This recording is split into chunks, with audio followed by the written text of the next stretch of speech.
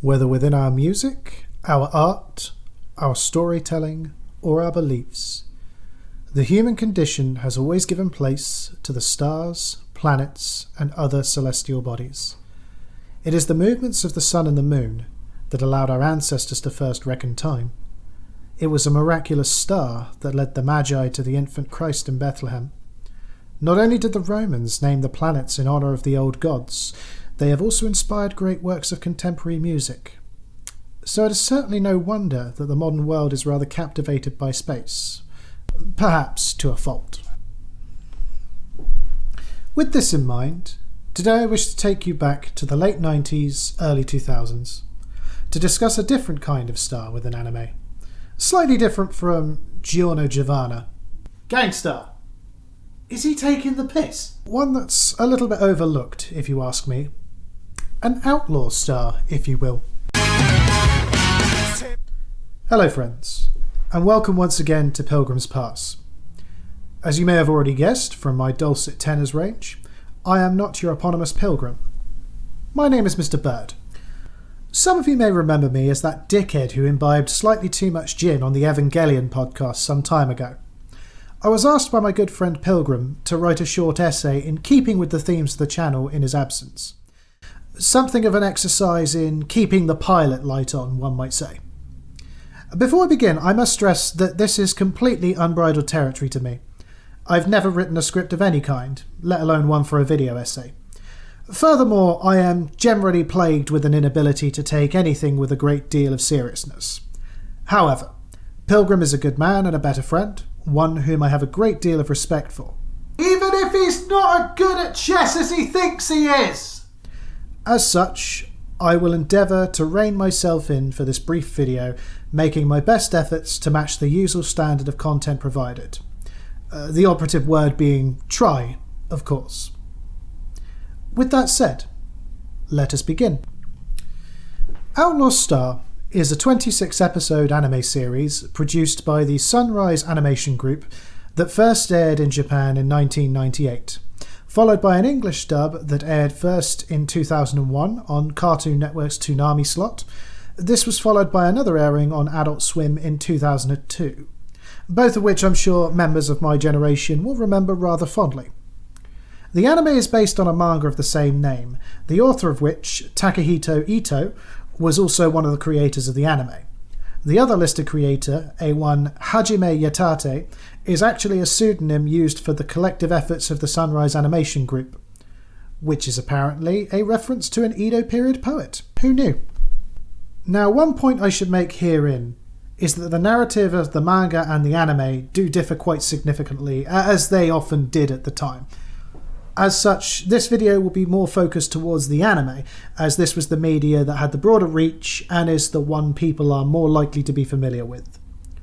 However, the manga is very entertaining in its own right, and a group called Lasagna Scans has been making a rather devoted effort to translate it into English, and I'd recommend giving it a read if you have a little bit of time on your hands. Now then, on to the anime. It does have to be said it's a rather eclectic little series, to say the least, borrowing a lot of elements from here, there and everywhere.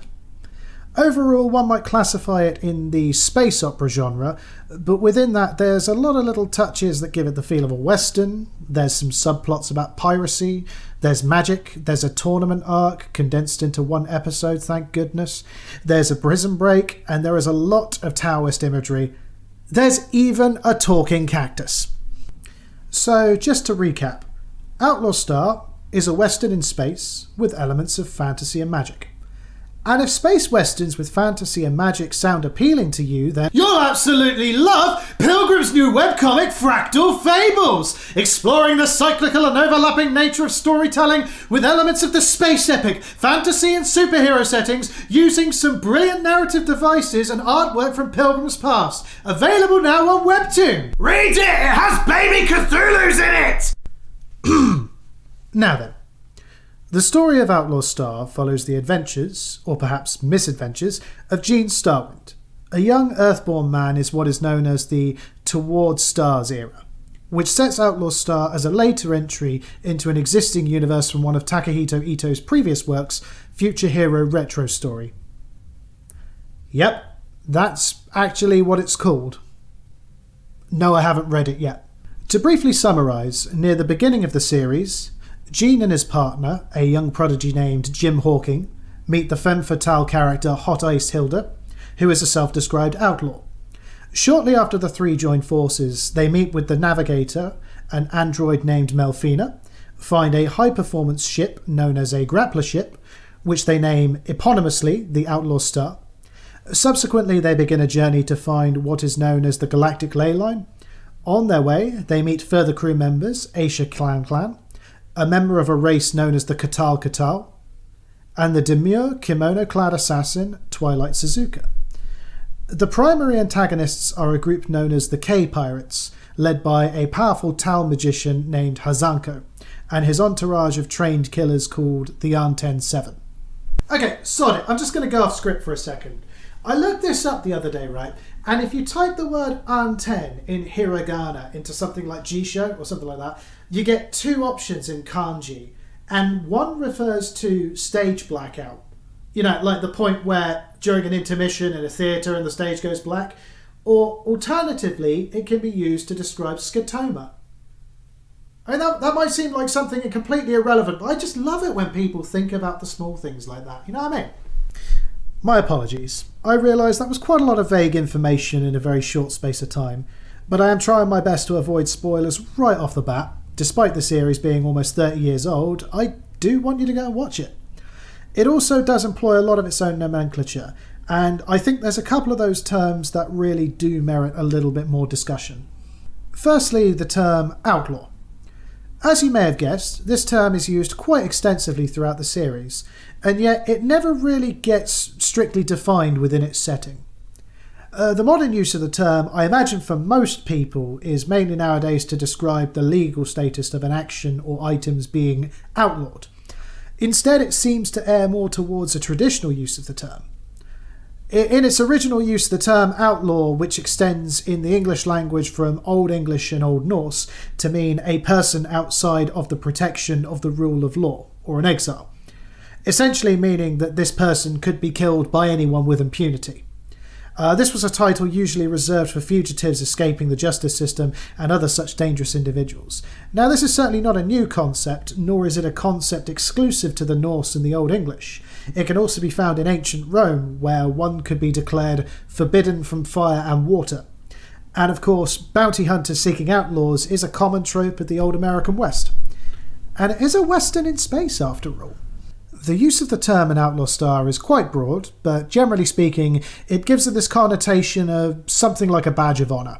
Something more akin to the Robin Hood sense of the term outlaw, perhaps. Not so much assuming a heroic character, but more an emphasis on great personal freedom, standing against authority, unlawful or otherwise, and the sense of adventure, which is very, very apt for the narrative of the show. It is ultimately about the edge of unbridled territory, the edge of the abyss, the corners of space that are barely explored, which gives me a nice little segue into talking about the characters themselves. On giving it a slightly keener eye than I have in the past, I would conject that Outlaw Star is not particularly a story of Gene Starwin's hero journey, at least not an explicit one anyway. Many of the traits of the hero's journey can be seen in the series, especially nearer the final episodes, wherein the final moments of the search and exploration of the galactic leyline take place, and the big bad evil guy is defeated, so on and so forth. However, it is my view of the matter that what actually occurs throughout the series as a whole is more akin to the fool's journey than the hero's journey, and it only really is near the end of said journey that the fool and the hero become somewhat analogous. Some of the more mixed reviews that the anime received mentioned the unfocused scripting, which, honestly, I do kind of get. From a surface level perspective, Outlaw Star really just doesn't seem to know what it wants to do in a lot of ways. But if we perhaps interpret the narrative of something more like the Fool's Journey, it does make a little bit more sense to my mind. The individual events of each episode may or may not have any real link to the overarching narrative of the series as a whole, but to my mind, each of the episodes and their outcomes provides the Fool with a meeting and an outcome that is necessary for him to grow and eventually steal the world. If we look, for example, at the relationship between Jean and previously aforementioned characters Jim and Hilda, we see what is akin to the Fool's meeting of the Magician and the High Priestess, the balancing forces of the perceived world, conscious action and unconscious mystery, positive and negative. Both are of equal importance in shaping the worldview of the Fool as he first sets out on his journey. In Hilda, we can see the call to travelling onward to space, despite the various dangers that present themselves, some from even Hilda herself. She provides that potential that is yet unrealised. Whereas, alternatively, we see in Jim this very grounded view of what it is, the realpolitik and the pragmatism, if you will. In such a regard, Jim also acts as the perfect foil to Jean's brash and impetuous nature, providing that grounded view of reality. As I will later mention in this little talk, the economy of space travel is a recurring plot point in Outlaw Star, and it is often Jim who has to remind everyone every so often that they're up to their eyeballs in debt. Having said that, despite their often diametrically opposed differences, the two are friends of an almost fraternal nature. Anyone who's ever had a deep bond of any kind will tell you that you don't always have to like each other. One could also say that these first couple of interactions present your first two stages of the hero's journey, being the ordinary world and the call to adventure. After this point, however, I find this is where the hero's journey suddenly becomes a lot less clear. Arguably, the refusal of the call is the longest step in this particular hero's journey, not necessarily because of a conscious refusal of duty, more that the worldly concerns present such an obstacle that the hero's journey doesn't ever really begin. Within the same previously presented logic, Melfina therefore presents us with the figure of the Empress. She is this sense of abundant goodness and the maternal figure presented within the cast. Jim Hawking even says as such in the series that she is, quote, like a mother.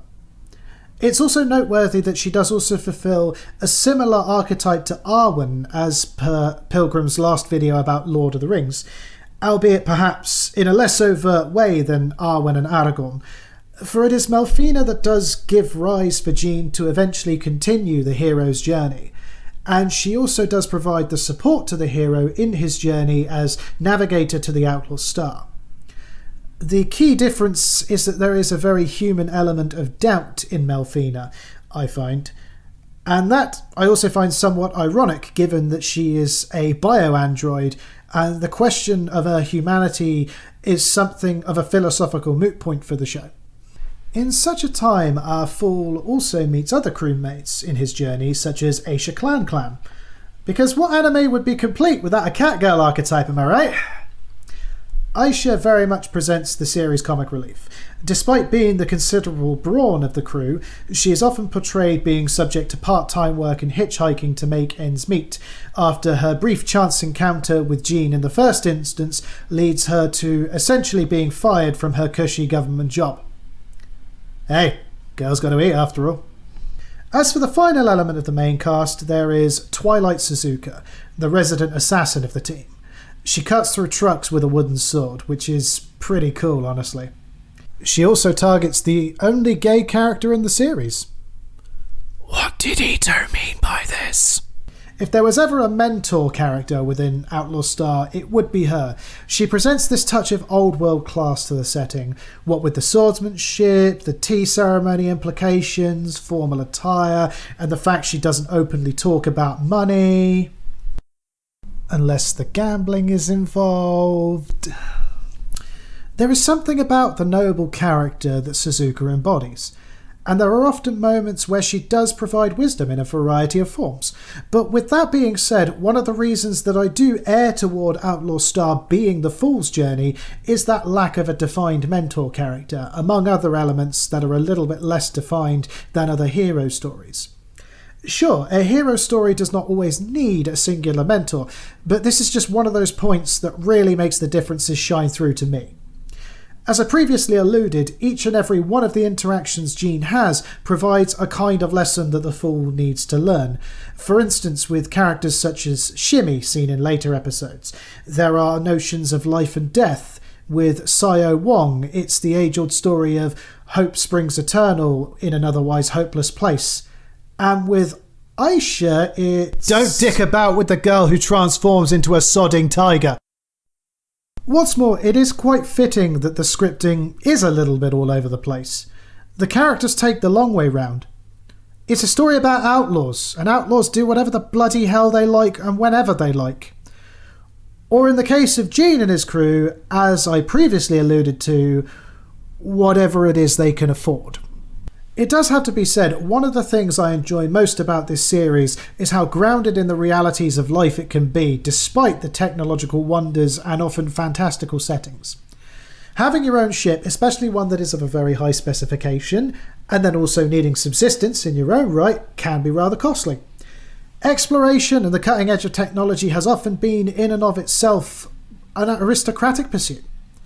Okay, sure, a ship needs a crew, and there are obviously more people on hand than that to undertake a voyage, but it is ultimately the wealthy and noble classes that would have financed and planned these things.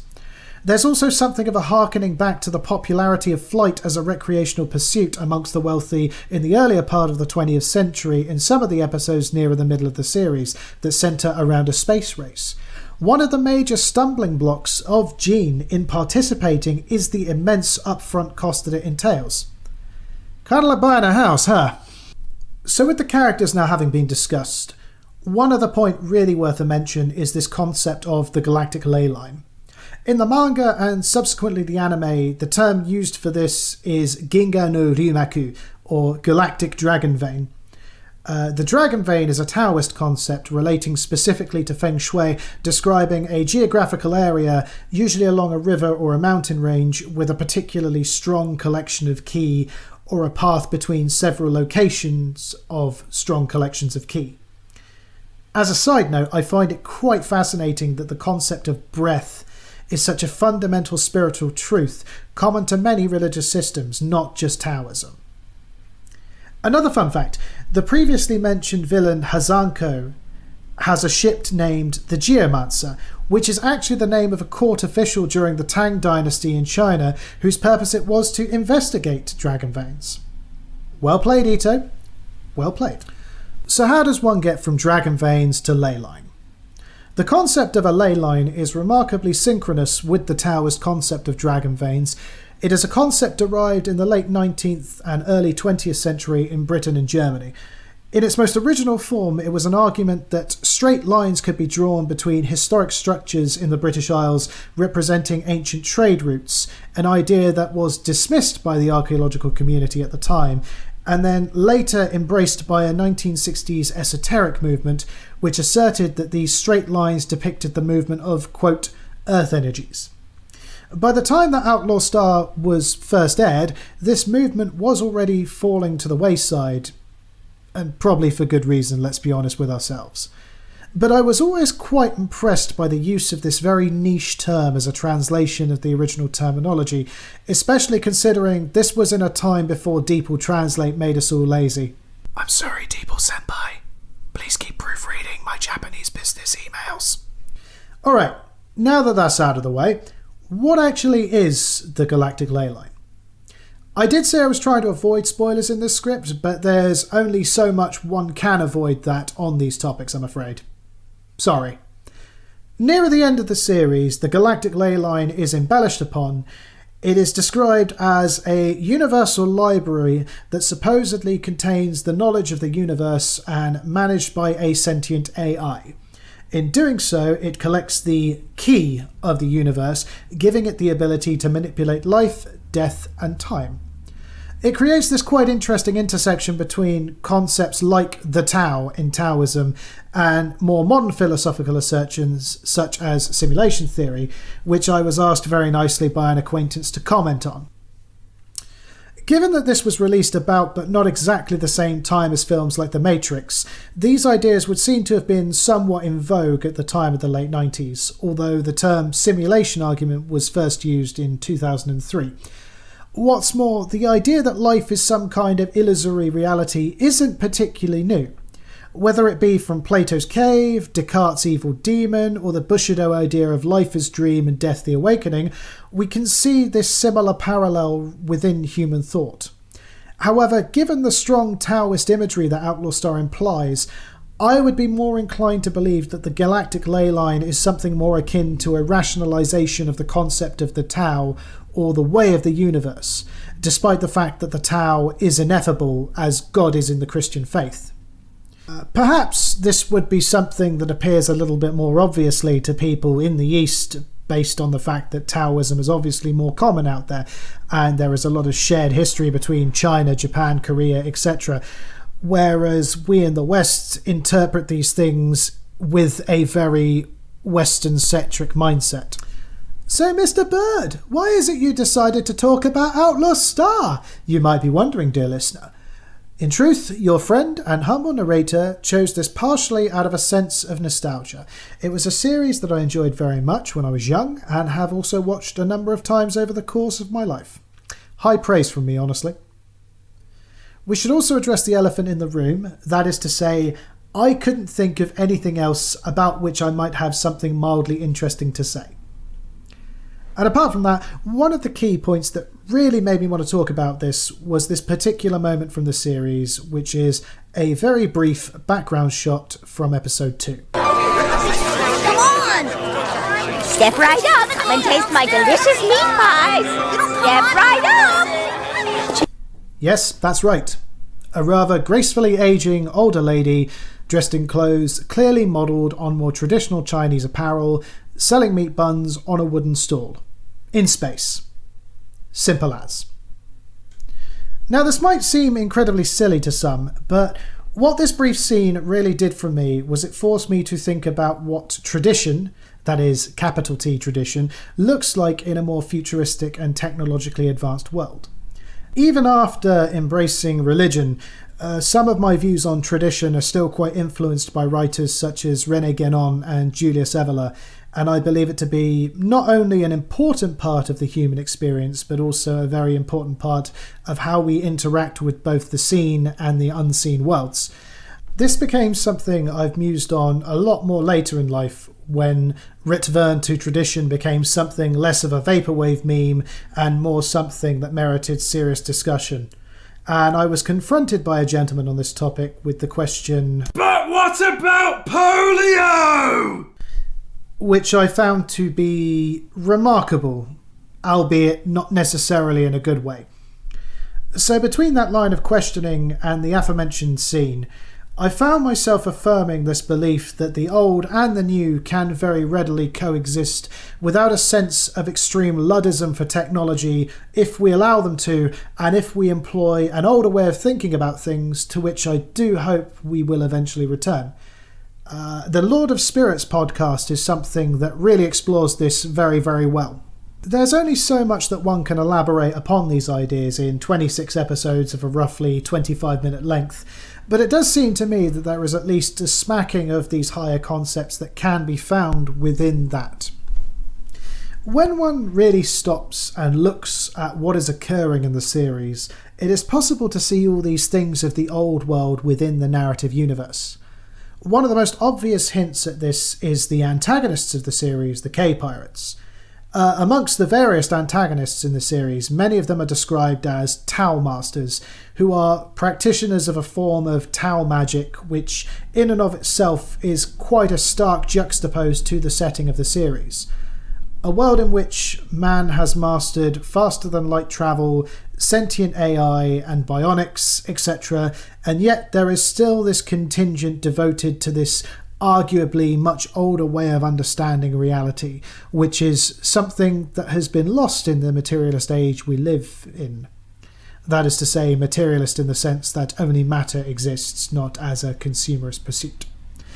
Now, I'm not saying that we can or should be aiming to shoot cool laser beams at each other, but when put into the perspective of my previous point about tradition, what I'm trying to say is that there is always room for a certain understanding of the unseen world in conjunction with the material world. Being in the world, but not of it, as it were. So I went on a little deep dive about this with an acquaintance of mine once. You know, just one of those conversations about one niche topic in a one niche anime. And it would seem that the mantra that the Tao Masters chant isn't just gibberish. They are apparently chanting Bagua Sanfa, which, when thrown into a translator, apparently means gossip spreading. Man, Deeple is really getting a kick in today. I do have a slight feeling that that isn't entirely what that means here, though. One other translation I was able to find reads, expel the 8 triograms. Please do forgive me if you're more knowledgeable on Taoism and Feng Shui than I am, and I'm getting something really, really wrong. I am not a scholar on this subject matter. The Bagua, or the 8 triograms, are a series of symbols showing the opposing forces in nature which provide the composition of all things. So it would seem that the execution of Tao magic in the Outlaw Star universe is to expel what is known in reality and bend the Tao to one's will. This is either an incredible reach on my part, or I might be along the right lines. Given some of the interviews I've read with this Ito fella, it's 50-50. To further elaborate, despite the tumultuous scramble into space, which the series itself actually describes as its own relative gold rush, the old world doesn't ever really wither away into complete obscurity. Concepts such as a noble or warrior class are still alive and well, as seen in the existence of races such as the Katal as this proud warrior caste, the existence of a universal martial arts tournament. In a world where one can traverse the stars at faster than light speed, the known universe still has an appreciation of martial prowess. The idea that grappler ships become a tool in combat for this elite class of pilots after having their beginnings as work tools embodies this traditional idea of the aristocratic culture being the highest example of the quotidian. Ever since I was kindly invited onto that Evangelion podcast all that time ago, I've fostered this belief that the symbols we use are often more powerful than we are. And when I sat down just jotting down my thoughts on Outlaw Star writing this script, I did find myself being a bit more affirmed in that belief now. Right, I think that is about all I have to say on Outlaw Star. That is, without picking the whole thing apart with a fine-tooth comb. I do hope you enjoyed this video and that it wasn't too bad for a first attempt. Hopefully I've been able to muse on something a little bit off the beaten track about this series and maybe even inspired you to give it a watch. It's certainly not perfect, but it's an enjoyable little ride and I would recommend it. If you have seen it before and you've got a different idea of what it's trying to say, by all means do say so in the comments. If there's anything else you want me to talk about, well, no accounting for taste, but do let me know. Who knows, maybe I'll even start my own channel. And hey, even if you take nothing away from this video, at the very least, I've given you 3 new girls to argue about instead of Asuka, Rei and Misato. If you do enjoy this kind of content, please be sure to like and subscribe to the channel. More for Pilgrim's sake than my own, and we do promise he'll be back soon. And of course, in the meantime, do check out Fractal Fables on Webtoon. It is really, really good.